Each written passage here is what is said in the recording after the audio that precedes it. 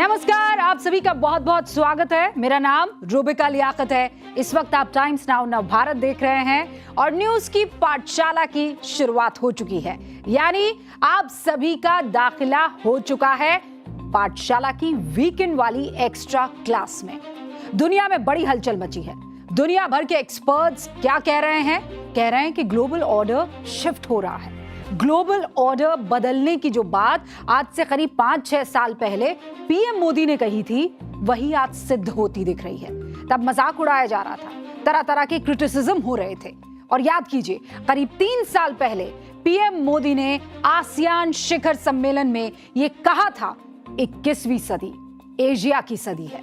Global order के इस बदलते दौर में भारत की भूमिका के बारे में चर्चा आपसे पिछली क्लास में मैंने की थी।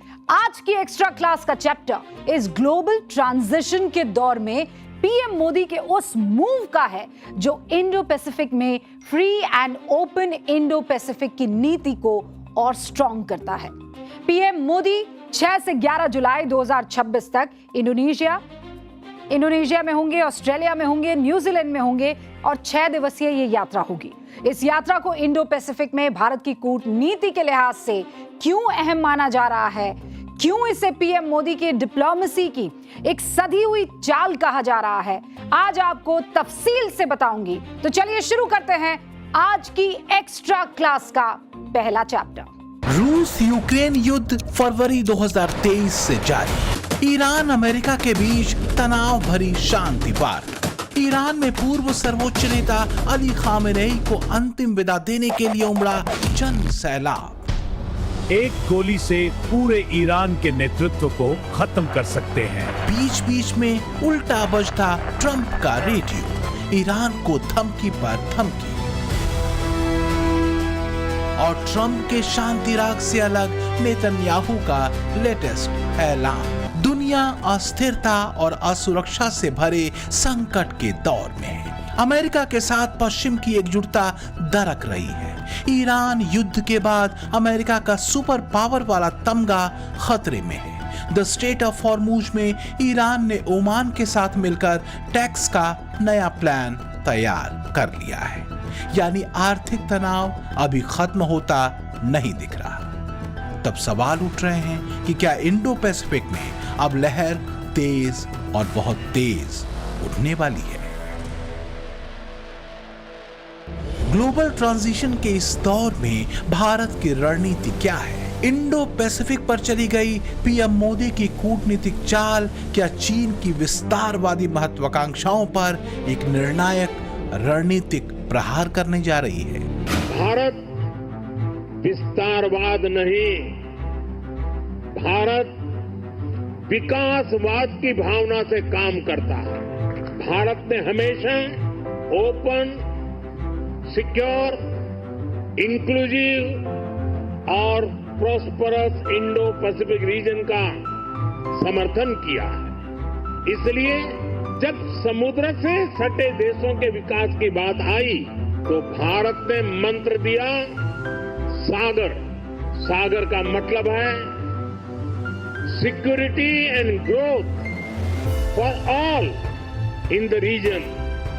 हम सबका साथ सबका विकास उस सिद्धांत पर विश्वास करने वाले लोग हैं और इसलिए इस पूरे क्षेत्र की रक्षा सुरक्षा भी भारत अपना दायित्व समझता है।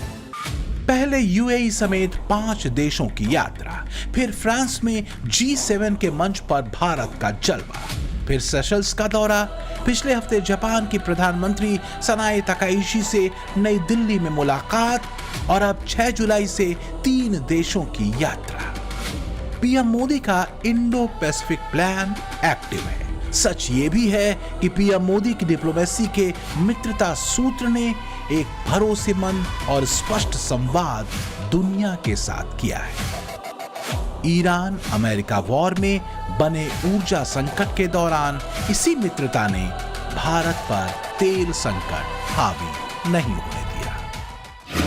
युद्ध के इसी समय में भारत की दूसरे देशों के साथ जो दोस्ती है ना, वो दोस्ती भी बहुत काम आ गई।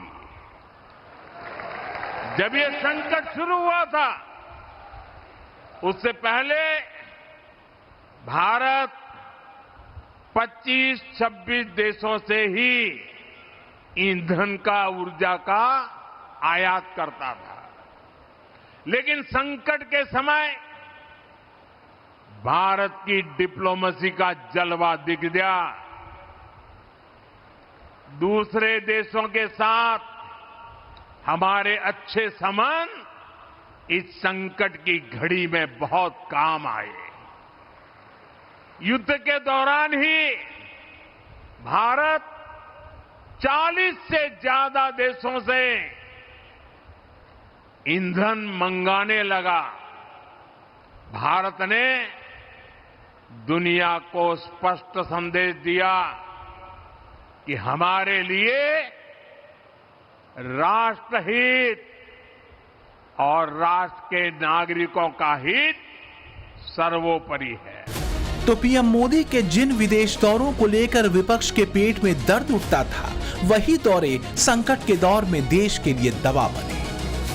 भारत ने राष्ट्रहित और भारतीयों के हित को सर्वोपरि रखा। तेल संकट के दौर में भी देश के भीतर दुनिया के दूसरे देशों की तुलना में तेल के दाम कंट्रोल में रहे और विपक्ष के हाथ से एक और मुद्दा चला गया। आर्थिक सुनामी आ रही है, भयंकर आर्थिक सुनामी अब आ रही है। बीजेपी कहती है कि विपक्ष और उसके नेता की सारी कोशिश, सारी जुगत, सारी बेचैनी बस किसी तरह सत्ता पाने की है और मोदी की कोशिश, मोदी का संकल्प भारत को 2047 तक विकसित भारत बनाने का है। छोटा कुछ भी नहीं, बड़ा सोचना। इसलिए बात सिर्फ आज की नहीं है, कल की है, भारत के भविष्य की है और मोदी का मंत्र यही है कि भविष्य तभी बेहतर होगा जब 21वीं सदी की चुनौतियों और स्कोप दोनों के मुताबिक भारत तैयार होगा। मोदी के लक्ष्य देश की सुरक्षा से लेकर आर्थिक विकास तक के बहुत बड़े हैं। मैं लक्ष्य छोटे नहीं रखता, मैं सोच छोटी नहीं रखता। अगर स्टैच्यू भी बनाता हूं तो दुनिया में सबसे बड़ा बना के रख देता हूं।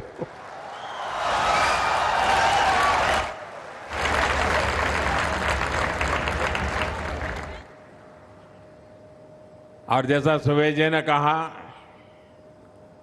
सुनते हो ना विनोद, काम बोलता है।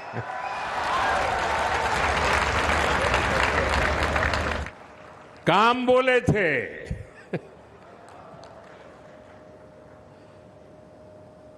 ये जो प्रोग्रेस दिख रही है, ये जो अचीवमेंट दिख रहे हैं, इससे जुड़ी सप्लाई चेन को मजबूत करना, ये भी हमारा लक्ष्य है। आज भारत इसी दिशा में व्यापक प्रसार कर रहा है। हमारा लक्ष्य है कि चिप डिजाइन से लेकर फैब्रिकेशन और पैकेजिंग तक का पूरा इकोसिस्टम भारत में ही विकसित हो। मोदी जिस सप्लाई चेन को मजबूत करने का लक्ष्य तय कर आगे बढ़ रहे हैं, दुनिया में आज लड़ाई उसी सप्लाई चेन को लेकर है। सप्लाई चेन एक ऐसा नेटवर्क होता है जिसके जरिए कच्चे माल को अंतिम प्रोडक्ट में बदलकर उपभोक्ता तक पहुंचाया जाता है, जिसमें उत्पादन, पैकेजिंग, परिवहन, भंडारण और वितरण से जुड़ी सभी प्रक्रियाएं और कंपनियां शामिल होती हैं। ईरान अमेरिका वॉर में एक बात तो दुनिया को फिर से याद कर रही है कि आज की तारीख में सप्लाई चेन केवल व्यापार का हिस्सा नहीं, बल्कि देशों के बीच रणनीतिक हथियार बन चुकी है। जियोपॉलिटिक्स में देशों के बीच के कूटनीतिक और रणनीतिक संबंध, व्यापारिक नीतियां और वैश्विक सुरक्षा शामिल हैं। और आज के दौर की जियोपॉलिटिक्स में सारी जुगत इसी सप्लाई चेन पर कंट्रोल की है, इसे स्मूथ और लचीली बनाए रखने को लेकर है, क्योंकि जिसका कंट्रोल सप्लाई चेन पर होगा वो दुनिया की आर्थिक रफ्तार को प्रभावित करने की ताकत रखेगा। ये दशक दुनिया के लिए आपदाओं का दशक बन रहा है।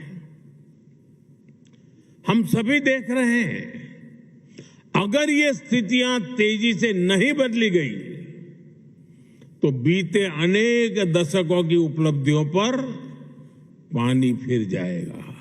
दुनिया की बहुत बड़ी आबादी फिर से गरीबी के दलदल में चली जाएगी।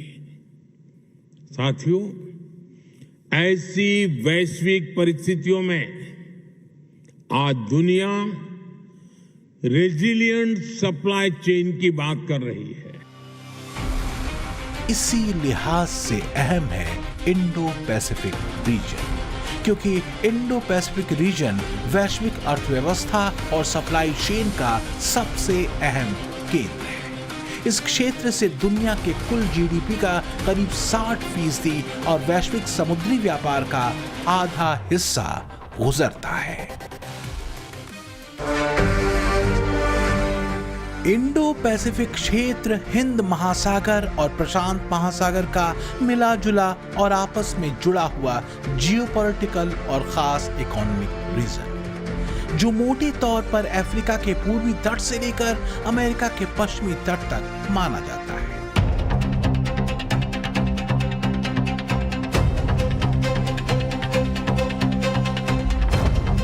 इंडो पैसिफिक के इस क्षेत्र को भारत एक मुक्त, खुला, समावेशी और नियम आधारित क्षेत्र मानता है। पीएम मोदी की एक्ट ईस्ट पॉलिसी और 2019 में पीएम मोदी की तरफ से शुरू की गई हिंद प्रशांत महासागर पहल इसी नजरिए का हिस्सा है, जो इंडो पैसिफिक में सुरक्षा, समुद्री व्यापार और पर्यावरण सहयोग पर जोर देती है। और पीएम मोदी की इंडोनेशिया, ऑस्ट्रेलिया और न्यूजीलैंड की यात्रा इसी नजरिए को और मजबूत करने के लिहाज से देखी जा रही है। देखिए, पीएम मोदी के इंडोनेशिया, ऑस्ट्रेलिया और न्यूजीलैंड के दौरे पर जाने से पहले एक और घटना घटी है, आपको पता होनी चाहिए। जापान की प्रधानमंत्री सनाए ताकेईची भारत आई। पीएम मोदी से उनकी मुलाकात हुई। भारत जापान मित्रता को एक नेक्स्ट लेवल पर ये दोनों ले गए हैं।